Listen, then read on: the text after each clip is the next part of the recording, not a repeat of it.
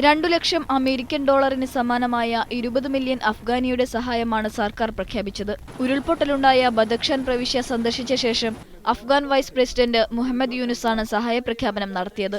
20 میلیون افغانی را امروز هم خدمت شما آوردیم به دوام کمک‌هایی را که دیروز معاون صاحب دوم خدمت شما منتقل ساختن. این همگی به خاطر رسیدگی و کمک‌های عاجلی است که شما و خواهران و برادران ما به او نیاز دارین. അതേസമയം ഉരുൾപൊട്ടലിൽ കുടുങ്ങിക്കിടക്കുന്ന നൂറുകണക്കിന് ആളുകളെ രക്ഷപ്പെടുത്താനാകാതെ കുഴയുകയാണ് സുരക്ഷാ ഉദ്യോഗസ്ഥർ. ഇതിനകം മരിക്കുകയോ കാണാതാവുകയോ ചെയ്തവരുടെ എണ്ണം 2700 കടന്നതായാണ് സൂചന. 50 മീറ്ററിനും ഉയരത്തിൽ മണ്ണ് മൂടിക്കിടക്കുന്നതിനാൽ രക്ഷാപ്രവർത്തനം ദുഷ്കരമാവുകയാണ്. അതിനാൽ മരിച്ചവരുടെയോ കാണാതായവരുടെയോ എണ്ണം തിട്ടപ്പെടുത്താനാകാത്ത അവസ്ഥയുമുണ്ട്. ഇനിയും ഉരുൾപൊട്ടലുണ്ടാകാനുള്ള സാധ്യത കണക്കിലെടുത്ത് 700ഓളം കുടുംബങ്ങളെ അബിബര ഗ്രാമത്തിൽ നിന്ന് സുരക്ഷാ ഉദ്യോഗസ്ഥർ മാറ്റിപ്പാർപ്പിച്ചിട്ടുണ്ട്. ഭക്ഷണവും വെള്ളവും മരുന്നും അഫ്ഗാൻ സൈന്യം ഹെലികോപ്റ്റർ വഴിയാണ് ടെന്റുകളിൽ എത്തിക്കുന്നത്. യുഎന്നിന്റെ OCHAയും റിലീഫ് പ്രവർത്തനങ്ങൾ നടത്തുന്നുണ്ട്.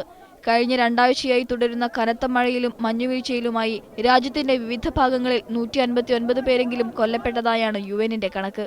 71,000 പേർ കെടുതികൾ അനുഭവിക്കുന്നതായും UN വ്യക്തമാക്കി. News desk media 1.